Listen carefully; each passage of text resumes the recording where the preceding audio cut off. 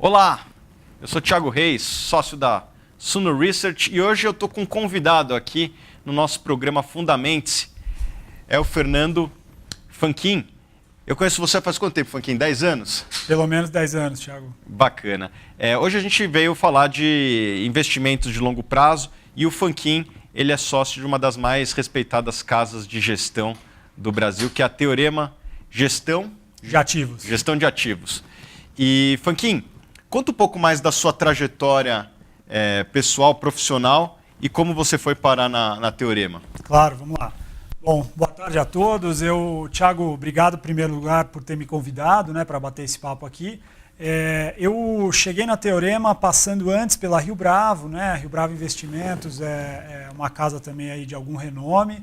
Eu trabalhei lá durante quase 8 anos na área também de investimentos em ações, fui um dos sócios dessa área lá durante algum tempo. E antes disso eu tinha trabalhado na indústria, Por incrível que pareça, antes de trabalhar com gestão de investimentos, eu tive uma passagem pela Braskem, uma empresa listada, petroquímica, e também pela antiga VCP, na época Votorantim, Celulose e Papel, e hoje acabou que a Fibria, ao se fundir com a Aracruz, optou por ter esse novo nome. E a minha formação é administração de empresas, e eu já na faculdade me interessava bastante por investimentos, especialmente em ações. E com isso, então, depois que eu trilhei esses primeiros anos aí por indústrias, eu acabei percebendo que realmente o meu negócio estava em fazer gestão de investimentos em bolsa. Uhum. E tinha alguma sinergia no começo da sua carreira entre o que você adquiriu de conhecimento nas empresas com o que você aplicava nas suas análises? Como é que conversava essas duas, vamos dizer assim, esses dois conhecimentos? Sem dúvida, Eu justamente dentro das empresas, das indústrias em que eu trabalhei, eu estava sempre trabalhando ali em áreas ligadas a finanças, mais especificamente a planejamento estratégico, controladoria, e alguma coisa de avaliação de novos negócios. E naquele momento eu sentia que realmente eu conhecia muito daqueles negócios, É uma área de controladoria, Para quem não sabe, precisa realmente ter informação de todos os lados da empresa, E precisa conseguir conciliar todas essas informações para produzir conhecimento, para os gestores do negócio. E com isso, então, eu conhecia muito bem aqueles negócios do lado de dentro. Com o passar do tempo, eu percebi que eu poderia usar aquele meu conhecimento de dentro mesmo das indústrias, das empresas, para fazer análise de investimento. E isso, sem dúvida, me ajudou muito, me ajudou a me formar da forma como eu sou hoje realmente, que eu realmente acho que contribuiu bastante para eu ter um entendimento ainda mais apurado nas análises de investimento que eu faço hoje. Uhum. Fanquin, eu me lembro quando a gente se conheceu, eu trabalhava na Sete Investimentos, nós éramos sócios da antiga Abenote. Sem dúvida. E lá... Atual Valide. Atual Valide. E lá vocês também eram acionistas pela Rio Bravo.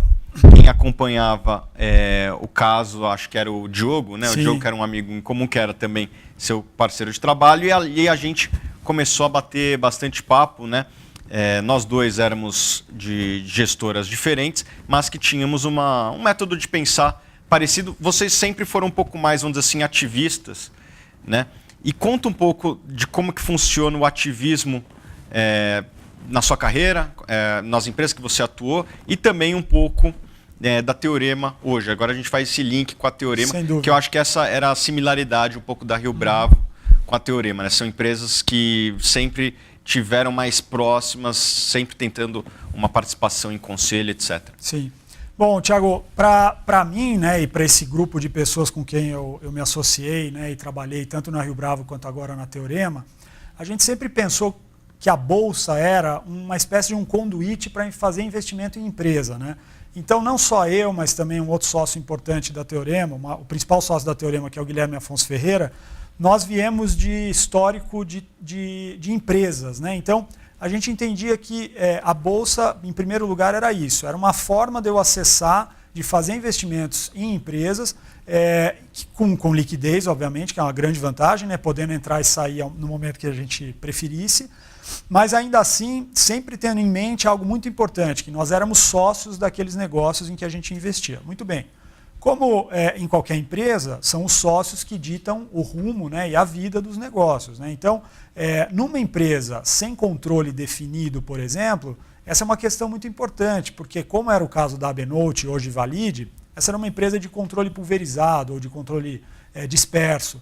Portanto, se realmente os acionistas de bolsa, que na verdade eram os únicos, né, que existiam naquela época, não tomassem à frente do negócio, essa empresa poderia viver ao sabor ali dos executivos, o que não necessariamente é algo ruim, mas era importante a gente ter sempre esse sentimento de propriedade, né, ou que os americanos e ingleses chamam de stewardship, né, que é você realmente se manter a par e integrado à vida da empresa e cumprir o seu papel de acionista. Muito bem. Com relação ao ativismo, esse era um pilar importante da gestão da época na Rio Bravo, né, do Rio Bravo Fundamental. Era quase que um determinante para a gente decidir se ia fazer um investimento ou não, ou seja, era preciso que a gente enxergasse uma oportunidade para participar ativamente do negócio. Isso com o tempo foi sendo diminuído, não tanto porque as experiências não foram produtivas, muitas delas foram, na verdade, a maior parte delas foi, mas porque a gente começou a perceber também valor em poder investir em alguns outros negócios em que a gente simplesmente não teria força como acionista ativista, né?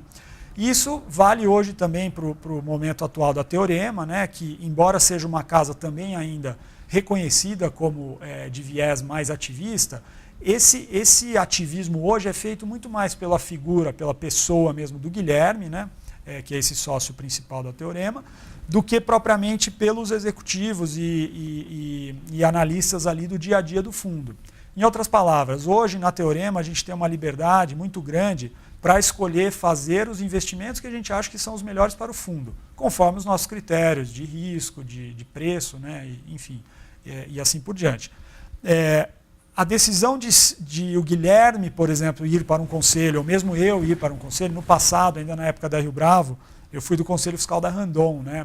Eu durante 3 anos, sentei no Conselho Fiscal da Randon, uma experiência muito rica, positiva, ajudou no entendimento do caso, né, da tese de investimento, mas hoje, então, como eu dizia, a gente percebeu um valor ainda maior em segregar as decisões de investimento e de ativismo. Então, é verdade que, em alguns casos ainda, algumas teses de investimento que a gente tem na carteira da Teorema, o Guilherme, especificamente hoje, somente o Guilherme senta nas cadeiras de conselho de administração, mas essas cadeiras não estão vinculadas necessariamente ao nosso investimento. De maneira que a gente se sente mais livre e mais eficiente, inclusive, para alocar o capital. E você falou de critérios. Quais são os critérios que vocês não abrem mão na hora de fazer um investimento? É mais preço? É a qualidade do ativo? Quais são os critérios dentro de cada um desses 2 itens?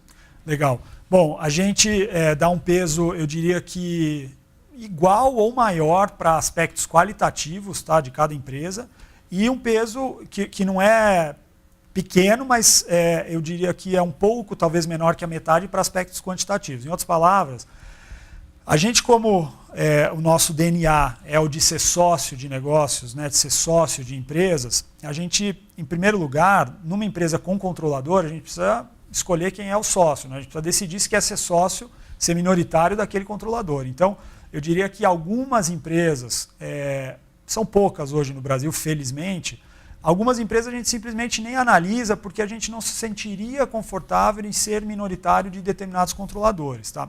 Como eu disse, hoje esses casos são poucos, tá? Mas ainda assim eles existem. Então, uma vez que a gente se sente confortável em ser sócio de determinado controlador ou de ser sócio de um grupo de acionistas, no caso de uma corporation, a gente passa então a fazer análises que levam em conta, por exemplo, as forças do negócio, né? Aquilo que o Warren Buffett chama de moat, né? As vantagens competitivas, né? As defesas que aquele negócio tem, principalmente a capacidade de repasse de preços, né, que é algo muito valioso, né, no ambiente empresarial e para investimentos, então nem se fala. E, enfim, todas as vantagens competitivas daquele negócio. Uma análise bem ampla e aprofundada. Depois a gente naturalmente faz as análises quantitativas, ou valuation dos casos, né? A gente, eu diria que tem um viés para comprar empresas descontadas, mas não excessivamente descontadas. Ou seja, eu quero comprar boas empresas a preços razoáveis. Tá? Então, a gente, por exemplo, quando vai buscar uma empresa, a gente gosta de analisar se essa empresa, ao longo de 5 e 10 anos, teve retornos sobre capital investido adequados, em torno de 10%, pelo menos, entendeu?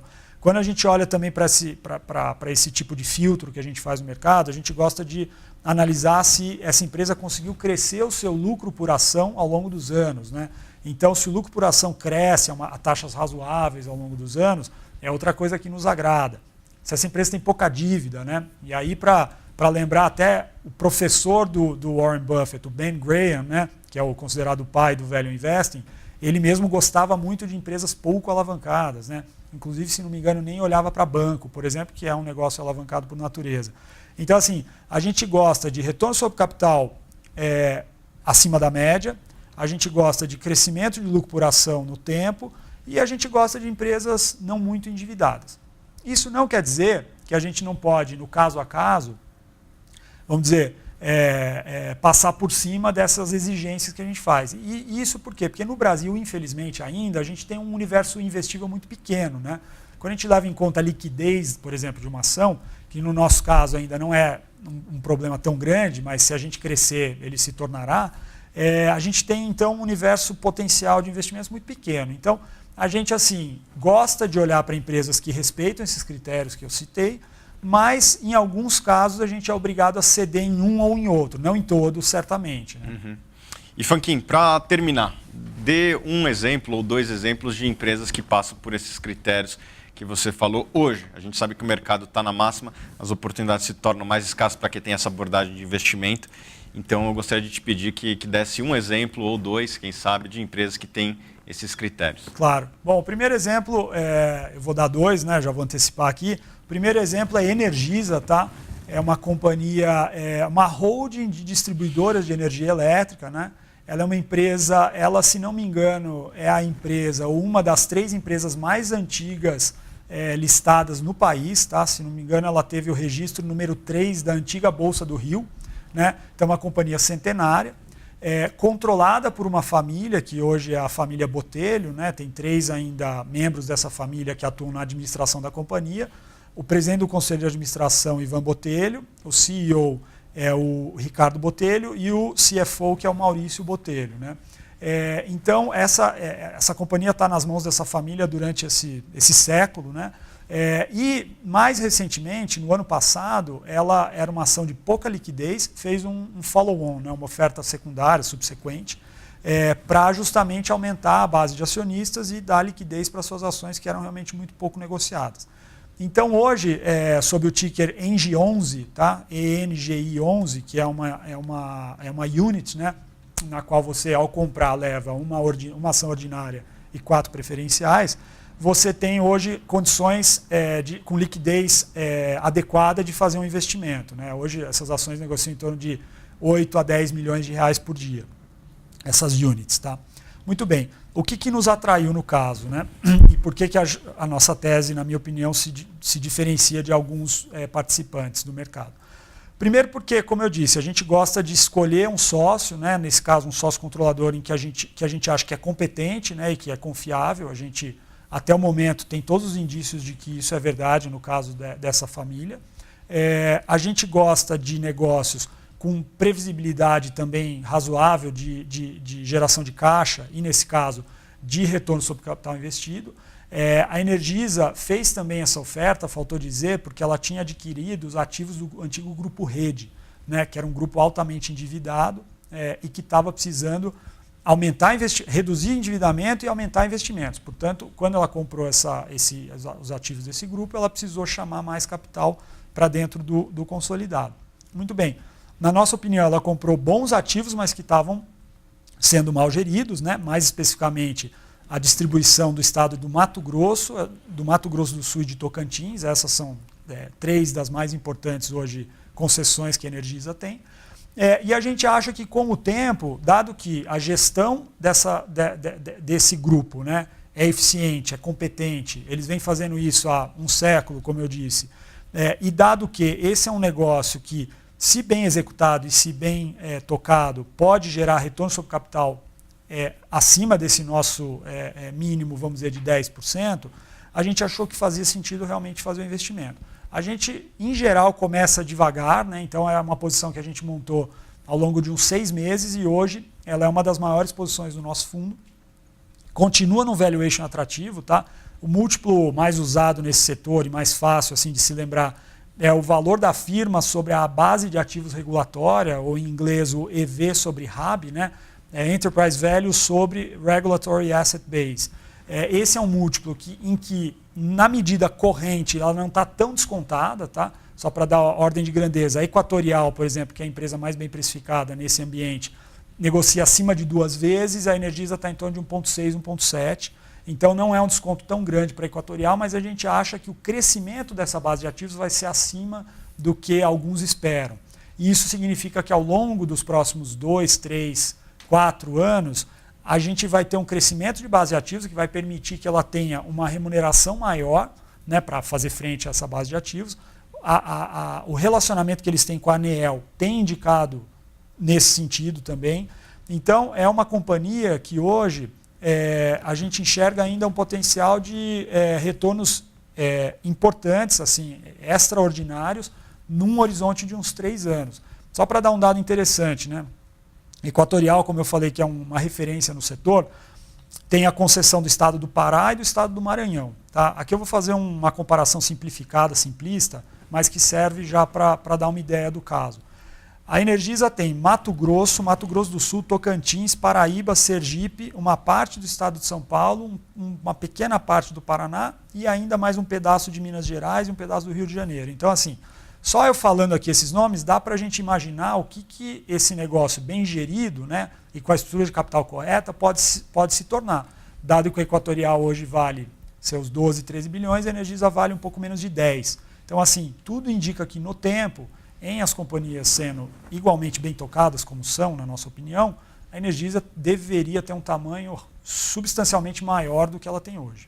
Um valor de mercado muito maior do que o que ela tem hoje. É uma empresa que vai fazer investimento, então não é uma case de dividendo nesse primeiro momento? Nesse primeiro momento não, embora ela tenha todas as características para que numa fase posterior ao ciclo de dividendos, ao ciclo de investimento, ela possa se tornar uma boa pagadora de dividendo, como é comum, aliás, no setor de distribuição de energia elétrica.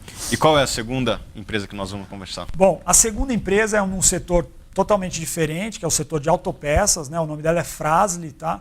É uma empresa que no ano passado fez um aumento de capital. Também foi ali que a gente se interessou mais pelo caso, porque a Fras-le, historicamente, sempre foi uma empresa muito atrativa do ponto de vista do negócio, tá? Controlada pelo grupo Randon, tá? Que também é um grupo com o qual a gente se sente confortável de estar associado, só que sempre com problema crônico de iliquidez das suas ações. No momento que houve esse aumento de capital no ano passado, de novo a gente achou que podia ser então o que ia disparar o aumento da liquidez das ações, né? Que, como a gente sabe, tem uma influência importante na precificação da empresa. Muito bem. A gente então fez o nosso dever de casa, estudamos, vimos que da parte qualitativa era boa, ela tem um negócio que é bastante protegido, na nossa opinião, ela tem hoje não, estrutural, se normalizarmos a contribuição de cada área de negócio, em torno de 75% a 80% do negócio vem de reposição ou aftermarket, né? E de 20% a 25% do negócio vem de montadoras. Com isso, a gente enxerga uma estabilidade e uma previsibilidade nos resultados da Fras-le muito alta, acima da média.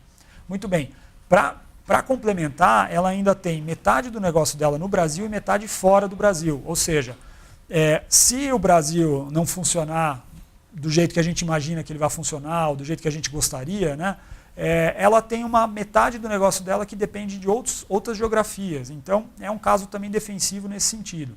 Você tem 2 camadas vamos dizer, de defesa nesse caso. O fato dela vender para reposição e não para equipamento original, e o fato dela estar exposta a metade do negócio fora do país e não somente no Brasil. Muito bem. A ação, como tudo aqui no Brasil, já teve alguma reprecificação, mas a gente acha que esse dinheiro que foi captado no ano passado ainda vai ser acertadamente utilizado em aquisições.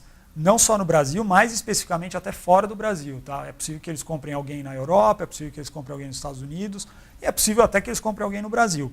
E eu estou dizendo isso por quê? Porque eles têm sido muito diligentes no uso... A gente sabe que aquisições, né, Thiago, sempre representam riscos, é um momento importante, né, para a empresa. Aquisições também podem destruir valor, né, como a gente já viu em tantos casos, mas a gente acha que no caso da Fras-le, eles estão sendo diligentes o suficiente para quando fizerem uma aquisição, fazerem uma aquisição bem feita. Tá? Então é claro que o caso não depende disso, mas a gente acha que assim, é um caso em que a gente gosta bastante como conceito também desse tipo de investimento. É um caso em que a gente tem pouco dinheiro para perder, ou seja, se tudo continuar como está, o caixa está sobrando lá dentro, ela tem hoje mais de 300 milhões de reais de caixa líquido, uma empresa de valor de mercado de 1.200 bilhão, então é um EV de 900 milhões. Tá? Então quer dizer, se ela não achar nada para comprar e não conseguir crescer, muito bem, é possível que esse dinheiro seja retornado para os acionistas, aí sim na forma de dividendos. Não acho que esse é o cenário base. Tá? Acho que eles vão sim fazer aquisições, mas vão fazer aquisições bem feitas. Então assim, pouco para perder em a empresa continuando como está. Você provavelmente vai ter um retorno histórico você vai ter o mesmo retorno que você teve historicamente com ela, que é da ordem de 15% a 16%, que para o ambiente que a gente vive hoje é um retorno ainda atrativo ao ano, tá? E ao longo dos próximos 3 a 5 anos. E se ela fizer aquisições acertadas, é possível que esse retorno seja substancialmente maior. Entendeu? Uhum. Bom, obrigado, Funquim. Obrigado você, foi um prazer. Aqui se encerra mais um programa Fundamentos. Essa foi nossa primeira programação com um entrevistado. Espero que tenham gostado. Depois comentem. E a gente vai trazer outro convidado semana que vem. E a ideia é trazer cada vez mais convidados para vocês, tá bom? Até semana que vem e bons negócios.